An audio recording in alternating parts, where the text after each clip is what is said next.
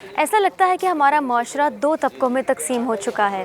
ایک جانب وہ جو کرپشن کا الزام لگا رہے ہیں اور دوسری جانب وہ جو کرپشن کر رہے ہیں. اور کہانی یہی کہیں رکی ہوئی ہے کہ سے نو ٹو کرپشن.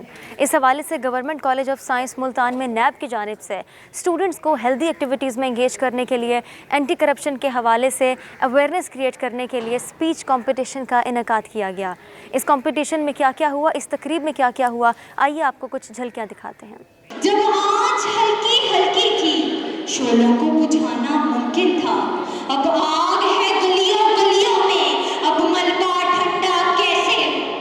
جس طرح کرپشن نے اس ملک کی جڑوں کو کھوکھلا کر دیا ہے، اس کہانی کے ذکر سے ہی کلیجہ منہ کو آتا ہے کہ آخر کیا ہے یہ کرپشن. اگر ہم اس بدعنوانی کے حوالے سے بات کر رہے ہیں تو اگر ہم اپنے معاشرے سے جھوٹ کا خاتمہ کر دیں، ہم اپنے بچوں کو یہ تربیت دیں کہ آپ نے جھوٹ نہیں بولنا چاہے کیسے بھی سرکمسٹانسز ہوں، تو میرا خیال ہے بدعنوانی آہستہ آہستہ معاشرے سے ختم ہونا شروع ہو جائے گی. 3 لفظ ہمارے پاس ہیں: خود اعتمادی اور خوف خدا ہے، عدل ہے تو ایمانداری. اگر یہ 3-4 لفظ ہم استعمال کر لینا ہر چیز کے اندر تو ہمارا معاشرہ سے چل پڑے گا.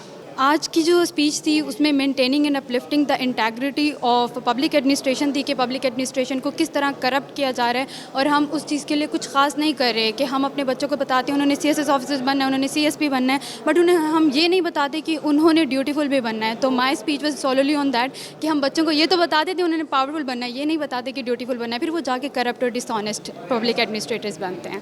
ہم نے پوری کوشش کی ہے کہ ہم دیانتدارانہ طور پر جو ہے نتائج مرتب کریں، اور یہاں جتنے بھی پارٹیسپینٹس آئے ہیں مختلف خطوں سے، مختلف کالجز سے نمائندگی انہوں نے کی ہے، محنت کر رہے ہیں. آج کا طالب علم سوشل میڈیا کا دور ہے، اور اس سیلاب کے بہاؤ میں تھوڑا سا یہ تشویشناک امر ہے کہ اسٹوڈنٹس جو ہے کاپی کرتے ہیں تقریر کو. ایک ہی تقریر بہت سارے اسٹوڈنٹس نے کی، اور انفرادی حوالے سے تخلیقی طور پر کم ایسا دیکھنے میں آیا کہ خود سے لکھی ہوئی تقریر جو ہے اسٹوڈنٹس نے آ کر کی ہو.